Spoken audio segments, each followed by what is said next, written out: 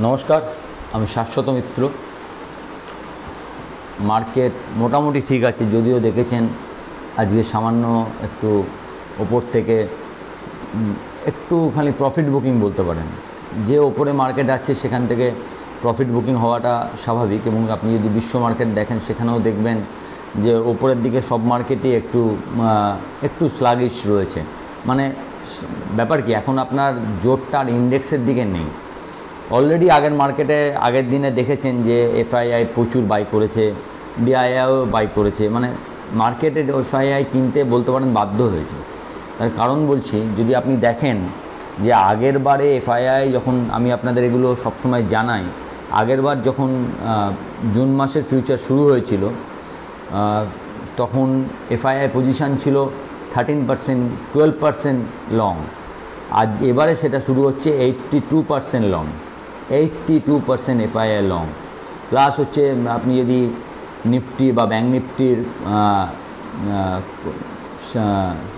কলপুট ratio দেখেন, সেটাও খুব একটা ভালো না। তো পিসিআর মোটামুটি একটু হায়ার সাইডে আছে। ওভারবট জোনের দিকে আমরা ক্রমশ মার্কেটে এগিয়ে যাচ্ছি।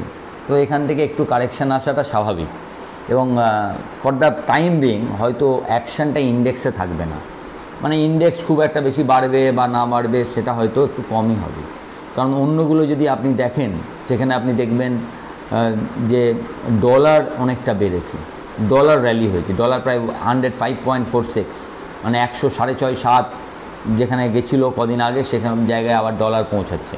এখন dollar rally is negative for commodity market, মানে কমোডিটির দামগুলো একটু পড়ছে।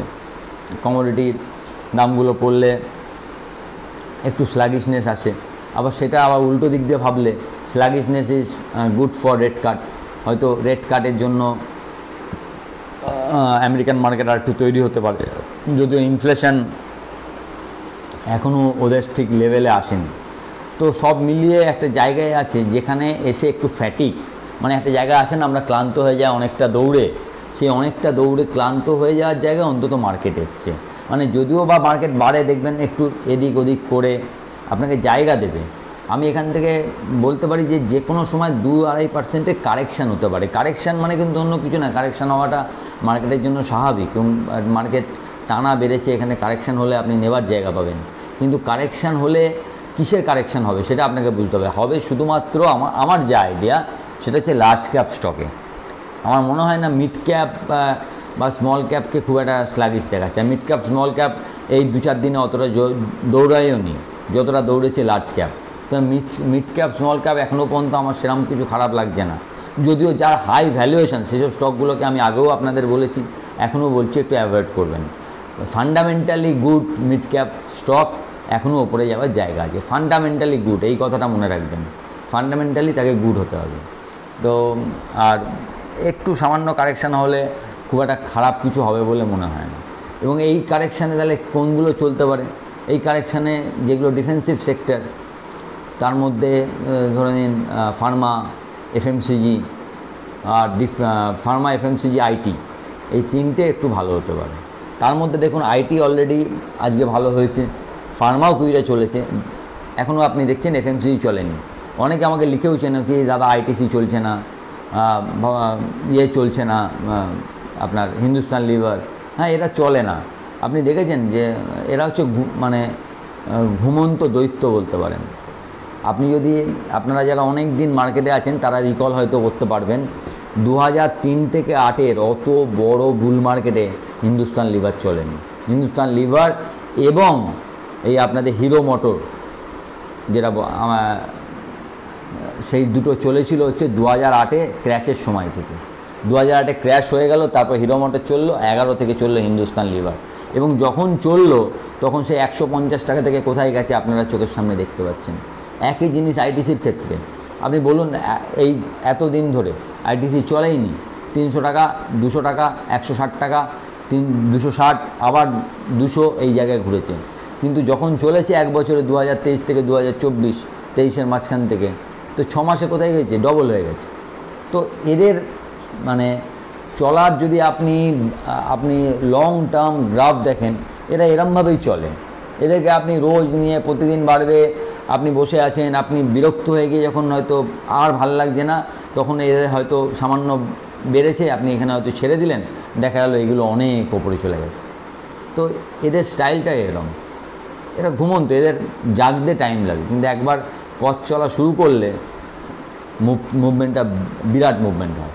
সুতরাং এদের জন্য একটু ধৈর্য, একটু বেশি ধরনের ধৈর্য দরকার।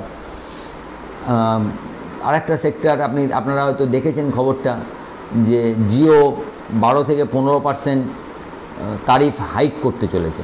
তো জিওর তারিফ হাইক মানে কি, মানে বাকিগুলোও করবে, যে দুটো বাকি আছে। মানে এক সময় তো ধরুন 10-12টা অপারেটর ছিল, কে না ছিল, টাটা ডোকোমো, অমুক, এয়ারসেল, এই ওই তাই, সেই সব অপারেটর মিলিয়ে একজনকে পেছন থেকে ধরতে, যে তুই চালানা বাড়ালে আমি চালানা কমিয়ে দেবো।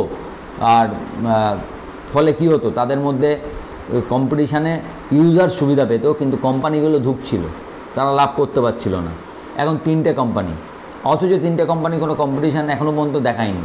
এই যে 12-15% হাইক, এখনও হয়তো এয়ারটেল বা ভোডা হয়তো জানায়নি, সম্ভবত এরাও যদি এর পেছনে চলে, তাহলে বুঝতেই পারছেন যে এই সেক্টরটা আমি অনেক দিন ধরে বলছিলাম যে টেলিকম সেক্টর ভালো আছে। বিশেষ করে ভোডাফোন 11 টাকা 12 টাকা যখন এসেছিলো, আপনাদের বারবার বলেছি, একটা শেয়ার যেটা ডবল হতে পারে এখান থেকে, যদিও রিস্কি তবুও চান্স আছে। তো 12 টাকার জিনিসটা 19 টাকা হয়ে গেছে, বুঝতেই পারছেন যে কীরমভাবে পয়সা দিতে পারে। এবং এটাই শেষ নয়, মানে আমার যেটুকু মনে হচ্ছে, কারণ দেখুন যদি ট্যারিফ হাইক হয়, ট্যারিফ হাইক হলে কি হবে, পয়সা বেশি আসবে, পয়সা বেশি এলে ব্যালেন্স শিট ভালো হবে, তাই না? কারণ দেখুন একটা ব্যাপার হচ্ছে, আপনি এর মধ্যে খালি ভোডাফোন ছাড়া বাকি দুটো কোম্পানি লস করে না, জিও লাভ করে, ভারতী এয়ারটেলও লাভ করে, তারপরও এরা বাড়াচ্ছে, তার মানে কি প্রফিট বাড়বে। এই পয়সা নিয়েও যখন লাভ করা আছে, তার মানে আপনার লসের ব্যাপার নেই, যথেষ্ট ভালো ট্যারিফ নিচ্ছে। তাহলে এরপরে আবার 20 থেকে 25% যদি বাড়ে, তাহলে কি হবে, লাভের পরিমাণ বাড়বে, ব্যালেন্স শিটটা আরও শক্তপোক্ত হবে। তো this are good for this company. আমার মনে হয় এগুলো আর একটু চলতে পারে, এগুলো রাখা যায় আপাতত, ফর দ্য টাইম বিং আপনি এই সেক্টরটার দিকে মাথায় রাখতে পারেন। অনেকে ইয়েস ব্যাঙ্ক নিয়ে প্রশ্ন করেছেন। ইয়েস ব্যাঙ্ক আমি অনেক আগে বলেছিলাম, এখন 23-24 টাকা দাম আছে। কি বলবো, এটা নিয়ে আমার খুব একটা আশাবাদীও নই, আবার নয়, মানে নিচে পড়লে নেব, এই জায়গায়ও নেব না। যদি কোনো কারণে আবার নিচে আসে, যেখানে আমার রিস্ক রিওয়ার্ড রেশিও ভালো হবে। শেয়ার শুধু নেওয়া মানে নেওয়া নয়, আপনাকে দুটো জিনিস দেখতে হবে। প্রথম কথা হচ্ছে, দেখেছেন তো যে এখন একটা জিনিস আপনাকে ধরে রাখতে হবে, যাই আপনি কিনবেন না কেন, যত ভালো কোম্পানি কেনেন, যখন মার্কেটে কিনছেন তখন তো তার একটা রিস্ক আছে। এরম নয় তো যে এটা কিনবো, এটা আর কোনো দিন পড়বে না, তাহলে তো কোনো চিন্তা ছিল না। তা যখন আমার চিন্তা আছে যে পড়ে গেলে কি হতে পারে, তখন আমাকে কি দেখতে হয়, আপনাদের বলেছি রিস্ক রিওয়ার্ড রেশিও। রিস্ক কতটা, তার এগেনস্টে কী রিওয়ার্ড পেতে পারি। দেখবেন ভোডাফোনের যদি আপনি আমার পুরনো ভিডিও দেখেন, দেখবেন এই কথাটাই বলেছি, গেলে আপনার কত টাকা যাবে, কত টাকা যেতে পারে, ম্যাক্সিমাম 11 টাকাটা জিরো হবে। পেলে কত পেতে পারেন, যদি 50 যায় 5 গুণ হতে পারে, যদি 100 যায় 10 গুণ হতে পারে। সুতরাং এবং কিরম কোম্পানি, আমি একটা পেনি স্টকের, এটা দামের দিকে হয়তো পেনি হয়ে গেছে, কিন্তু পরেটা কি সেটা আপনাকে বুঝতে হবে। টেলিকম সেক্টরে 3টের মধ্যে 2টো প্লেয়ার রাখবে, একটা প্লেয়ার শেষ হয়ে যাবে, হওয়ার চান্সটা কম, চান্সেস হবে না বলতে পারি না, কালকেও শেষ হতে পারে, আমি জানি না, আমার জ্ঞান নেই। কিন্তু আমি রিস্ক রিওয়ার্ডটা বুঝি, যে এখানে রিস্কটা অনুযায়ী আমি রিওয়ার্ড পেতে পারি, যে রিস্কটা আমি নিচ্ছি দ্যাট উইল পে মি হেফটিলি, এই ব্যাপারটা আমি বুঝি, যে এই রিস্কটার এগেনস্টে আমার পয়সাটা বেশি আসতে পারে, সেই জন্য আমি রিস্ক নিচ্ছি। আমি এমন কিছুতে রিস্ক নেবো না যেখানে আমার রিস্ক 10 টাকা, রিওয়ার্ড 3 টাকা। ওই জন্যই আপনাদের বারবার রিস্ক রিওয়ার্ড রেশিওটা বুঝিয়েছিলাম, এবং রিস্ক রিওয়ার্ড রেশিওর ভিডিওটা সবসময় খুব দরকারি ভিডিও। অনেকে আমাকে দেখলাম মেসেজে বলেছেন যে আপনারা অপশান সম্বন্ধে জানতে চান। আমি চেষ্টা করব শনি রোববারের মধ্যে একটা অপশান আনপ্লাগড বলে একটা ভিডিও আনতে, যে অপশান কীভাবে দেখা উচিত। যদি অপশানটা খুবই রিস্কি, এবং সেবিও সব দিক দিয়ে চাইছে যে সাধারণ ট্রেডার যারা প্রথমেই আসছেন তারা অপশানে না আসুন, কারণ অপশান ট্র্যাকেল করা ইজ ভেরি ট্রিকি জব। কঠিন বলবো না, কঠিন সবসময়। শেয়ার মার্কেটে যা কিছু কোনোটাই সোজা না, কারণ এখানে রিস্কের ব্যাপার আছে এবং সেটা সোজা হতে পারে না। কিন্তু অপশান ইজ মানে অপশানে আপনার ম্যাক্সিমাম অভিজ্ঞতা, ম্যাক্সিমাম স্কিল নিডেড। কেন কি? কারণ এটা সময়ের ওপর ডিপেন্ড করে। আপনি একটা জিনিস ভাবছেন, আমি ভাবছি এই শেয়ারটা কিনলে কোনো একদিন বাড়বে, আমি রেখে দেবো, পড়ে গেল যা হোক রেখে দিলাম, যবে বাড়বে তবে পেয়েছি। অপশান তো তা নয়, আপনাকে টাইমের মধ্যে ওটা করতে হবে, টাইমে না হলে আপনার বাড়বে না, আপনার টাকাটা জিরো হয়ে যাবে। তো it's a risky and skilful job. তো চেষ্টা করব আপনাদের একটা অপশানের একটা বোঝাবার জন্য কীভাবে আমরা অপশানটাকে, আমরা মানে সাধারণ ট্রেডার হিসাবে আমরা অপশানটাকে দেখি জাস্ট। তবে আমার মতে যতক্ষণ না ভালো স্কিল সেট তৈরি হচ্ছে, অপশান নিয়ে বেশি কাজ না করাই ভালো, এবং বেশিরভাগ সময় রিস্ক মানে লসই হয় মানুষের। আপনি দেখবেন সেবি এখন আপনার যেখানেই অ্যাকাউন্ট থাকুক না কেন, সেই অ্যাকাউন্ট খুলতে গেলে দিচ্ছে যে ফিউচার্স মার্কেটে 10 জনের মধ্যে 9 জন লস করে, 1 জন লাভ করে, because it's a skill job. আর আমরা সবাই ভাবি যে আমরা এসেই স্কিলড হয়ে গেছি, সেটা নয়, সেখানে লসের সম্ভাবনাটা থাকে। তো এই মার্কেটটা যতদিন না ভালো করে লক্ষ্য রাখছেন, অভিজ্ঞতা হচ্ছে, এড়িয়ে যাওয়াই ভালো। আগে ভালো করে শিখুন, তারপরে এই মার্কেটে আসবেন, মানে অপশন মার্কেটে।